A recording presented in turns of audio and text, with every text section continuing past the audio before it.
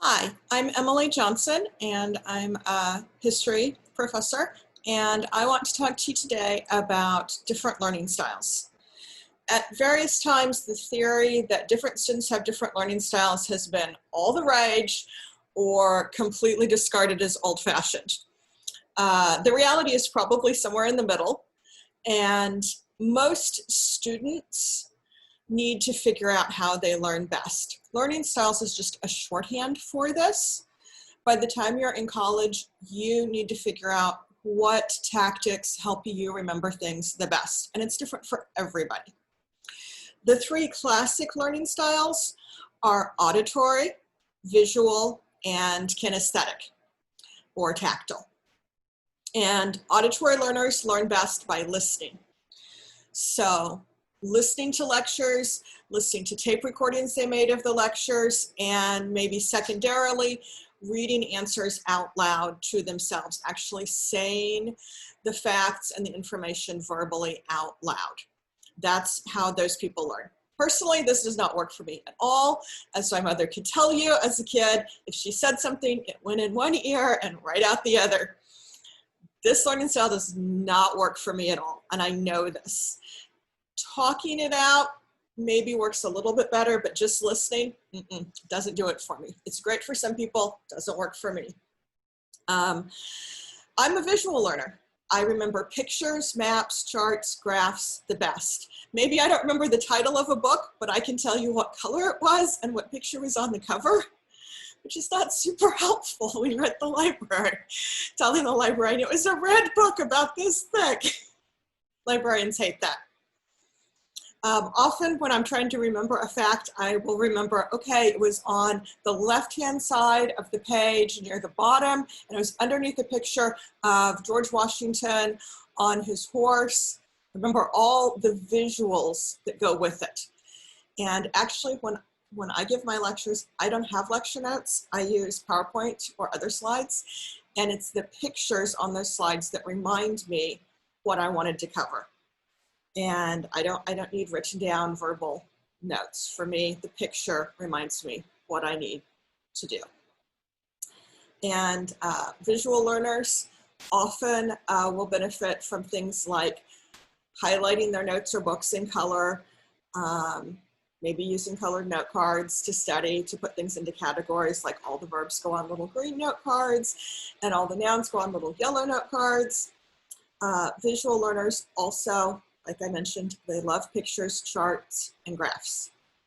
Some people may benefit, if they're visual learners, by drawing little pictures or mind maps in their notes instead of just writing everything down in words. Often that needs to be a separate step after you've taken the initial notes from the lecture. Go back later and then draw the pictures, draw the arrows, create the mind map or the Venn diagram with overlapping circles. The educational system tends to favor auditory learners who learn by lectures. They learn by listening to the teacher, and visual learners. Visual learners secondarily learn best by reading. Some experts think that this should be a separate category. Learning by reading should be different than learning by pictures. I learn by pictures best, second best by reading stuff. And it's not quite as good as pictures, but it's much better than hearing it. So people who learn by looking at the words and reading them, those people benefit from taking lots of notes during a lecture and then summarizing their notes. They can benefit a lot from flashcards too. Then the third type of learner is called a kinesthetic learner. Like the science of kinesiology is the science of movement. They learn best by moving and doing hands-on things. Sometimes these are called tactile learners, and unfortunately our traditional classrooms do not favor this learning style. These are the people who, as kids, it was so hard for them to be in a store and have their parents say, don't touch. It was so hard for them not to touch. They tend to be the people who can take something apart and put it back together again.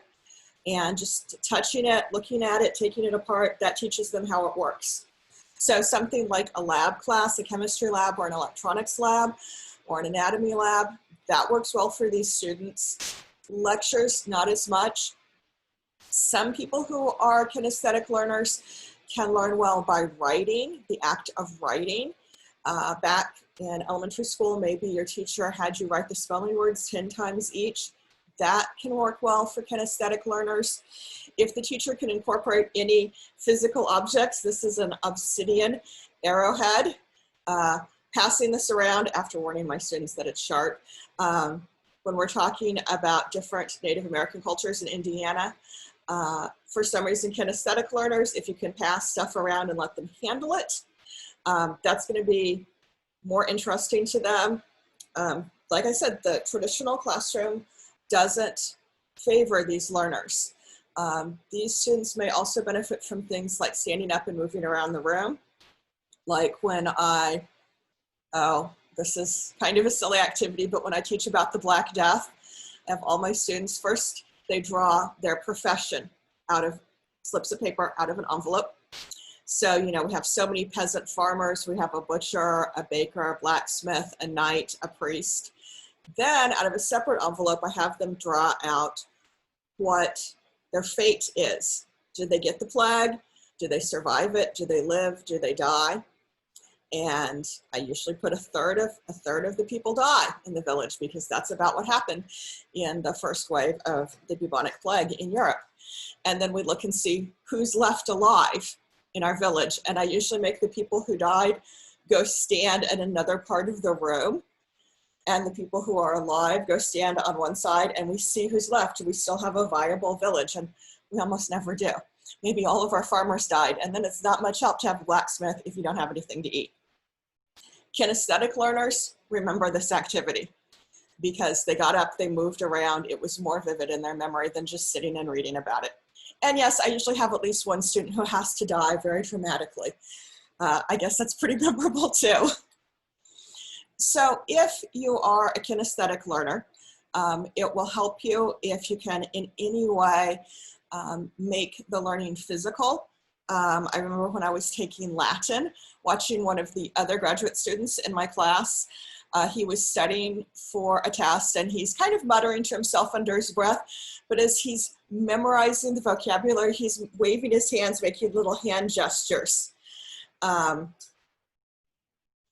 he's saying things under his breath. He's saying the Latin and making a gesture. So he's doing like this when he's learning the word for eat, and he's doing this when he's learning the word for table.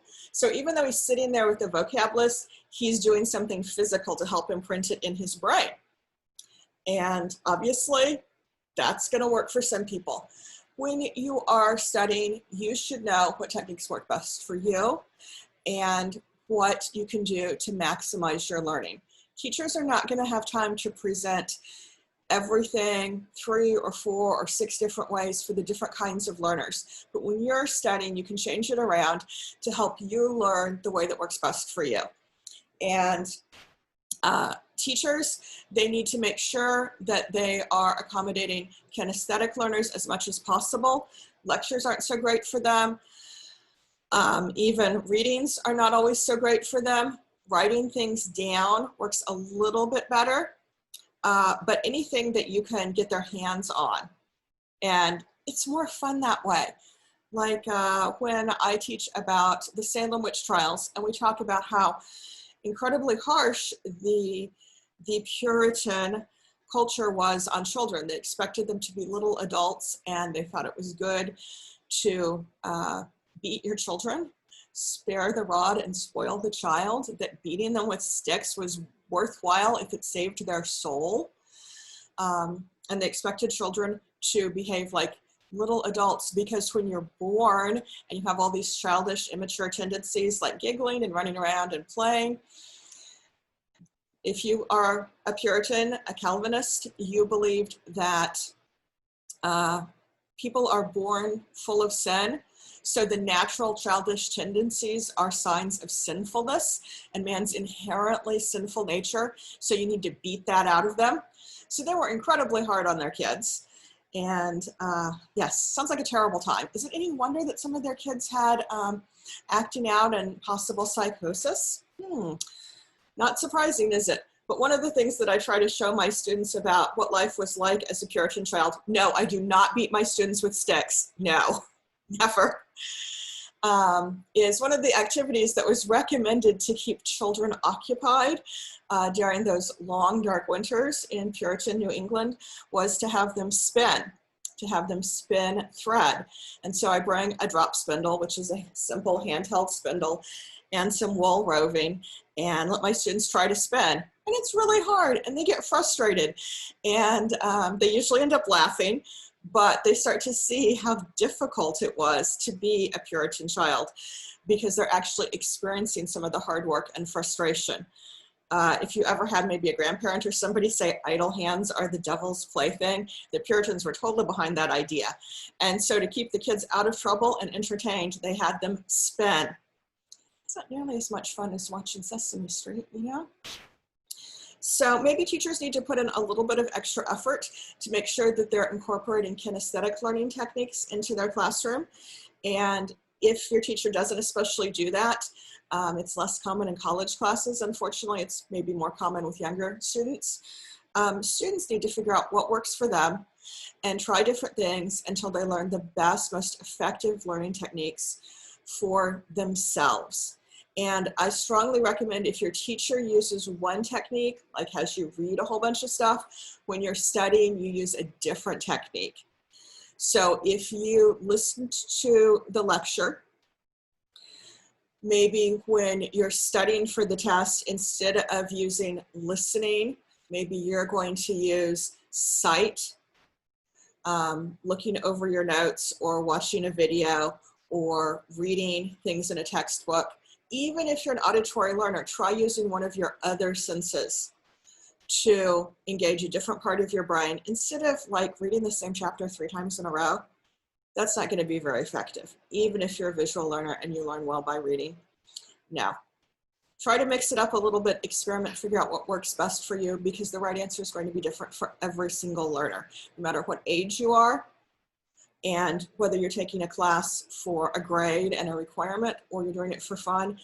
Your responsibility as a student is to learn what works best for you and then make it happen.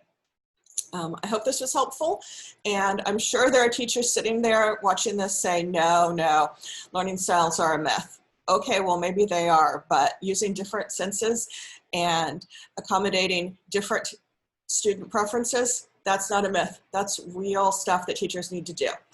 So I hope this was helpful, and go read a history book.